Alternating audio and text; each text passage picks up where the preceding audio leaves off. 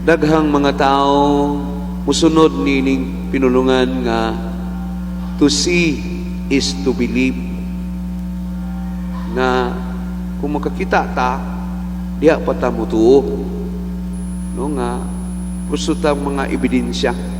Sakto naman po na kay doon naman tay mata, doon na tay dalunggan, doon na tay baba, doon na po tay una-una kung hinuod ba gayod, no, nga labi na sa bata-pata nga pakit-on gyud ta sa mga butang nga naa aron ta mutuo, no.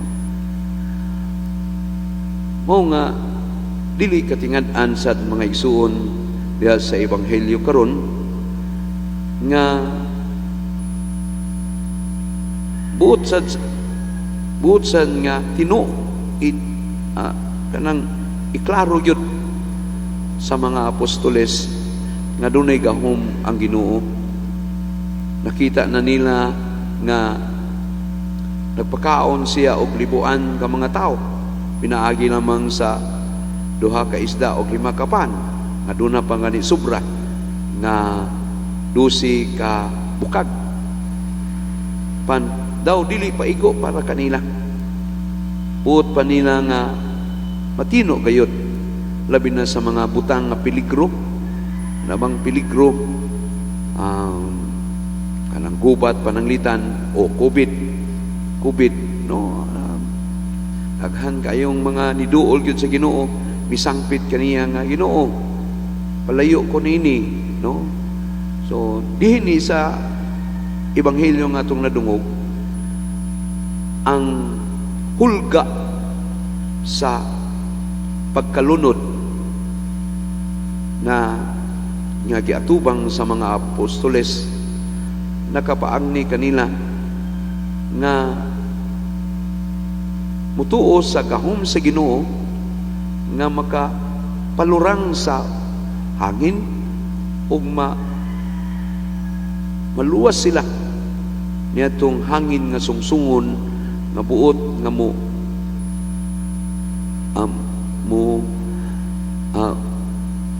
mulunod sa ilahang sakayan. Bisan tuod kung buto naon mga mangingisda ba yan ni sila, samtang si Jesucristo anak sa karpintero, no. Pero mo lagi kay nakita man nila nga naigahom ang Ginoo pagpakaon, pagpadaghan sa pan. Mo nga sa kaduhang higayon diya sa ebanghelyo ni San Mateo, ilang nang naaninaw nga dunay gahom ang Ginoo, musabi sangpit sila. Bisan tuod og sa unang higayon nagtuo sila nga si Jesucristo multo niya. Mao na nga sa dihang nakita nila nga naglakaw si Jesucristo, siguro kay ngit-ngit man kadto, wa sila mutuo dayon nga ang Ginoo kadto. Pan sa dihang mingon siya, ayaw kamo kahadlok, ako kini. O si Pedro buot magpalabaw sa iyahang papel, o di ba tungod kay medyo siya man ang outspoken kaayo, minghaangyo sa Ginoo nga, Ginoo, kung ikaw kana palakta ako sa tubig nganha kanimo. Ilakaw siya, apan kay nagtan-aw man siya sa tubig, wa siya magtan-aw sa Ginoo, naunlod siya og nangayon usab ko pakitabang. Mo kini ang dakong kamatuoran sa tao nga to see is to believe. Gusto ta nga makita sa nato aron ta makatuo. Sa unang pagbasa, naghisgot ang Ginoo sa diha sa pasahon ni Jeremias, propeta Jeremias, nagitahasan sa Ginoo nga musulti ngadto sa mga Israelita nga ayaw mo kahadlok na mahimong ulipon sa mga Babilonya. kay magtukod ako og bag-ong no, magtukod ako og bag-ong syudad nga diin ibalik ko ang mga kaliwat ni Jacob sa ilang kaugalingong nasod ug kaluy-an ko ang matag banay nila. Ang Jerusalem tukuron pag-usap ingon man ang palasyo sa hari. No, sumurabag itong tungura ang tinor sa wali ni Propeta Jeremias nga sagdilang daog-daogon ta, sagdilang mahimot ang ulipon sa mga Babylonia kay purification ni siya, no? Mura pag purification. Salig lang ta sa Ginoo.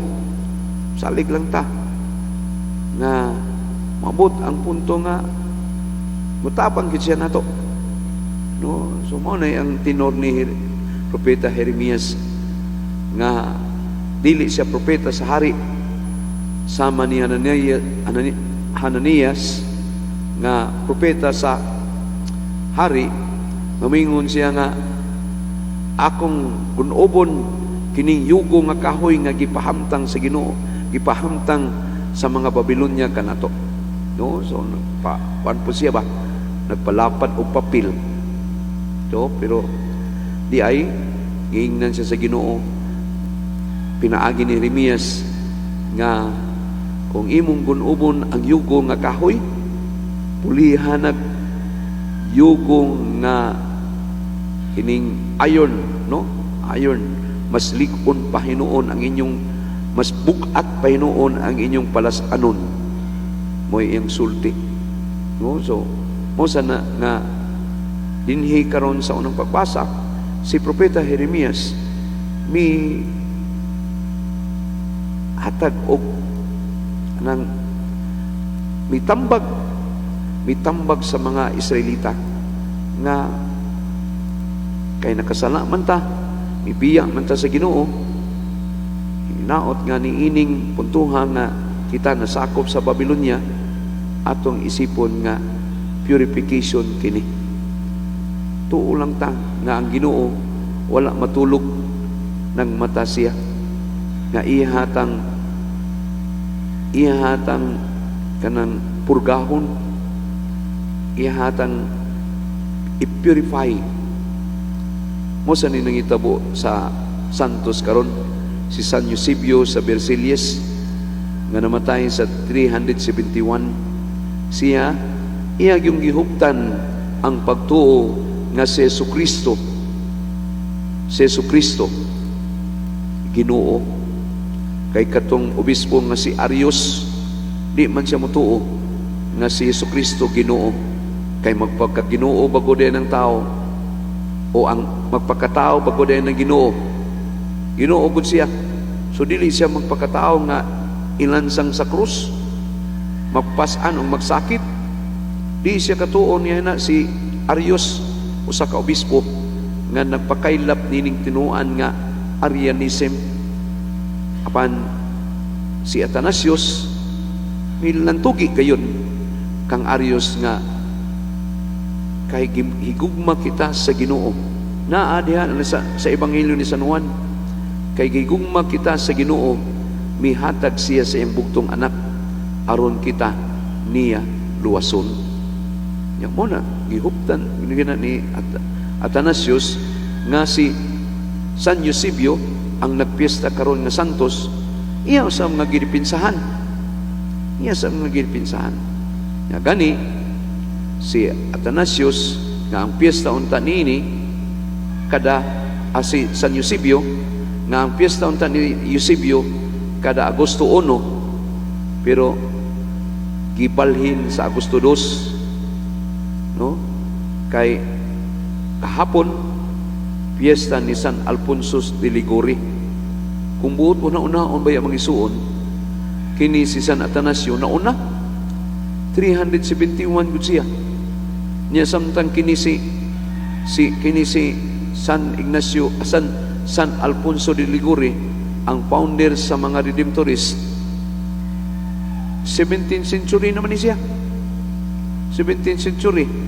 So kana bang ingon ba nga, uy, anong ipadaplin man ko? nga ako may nauna. Ano ba, maingon nga, di bitaw, maingon nga, di mo giveaway ba? Maingon nga, oy, ano, ilisan man, kini mo'y maayo. No, so ano ba nga, yung nga, ako may nauna. So, oy, giveaway lang gihapon si San Eusebio. No, nga, bisan ang iusap ang iyang pitsa sa kamatayon, imbis Agosto 1, nahimong Agosto 2, tugot lang gihapon ang mga disipulo ni San Eusebio. No? So, mao sana nga bitaw, to see is to believe. Pero nindot yun nang maingon ta nga, to believe is to see. Kung doon na tayo pagtuo, makakita ta. Dili ta magpaabot pa nga pakit-on sa ta, una ta mutuo. Kay ang pundasyon, no, sa pundasyon sa kinabuhi, mao man ang pagtuo. Kung doon na kay pagtuo, makakita kag milagro. Kung kani dili lang milagro, makatuo ka sa Ginoo. Malig-on ang imong pagtuo sa Ginoo nga dili makita.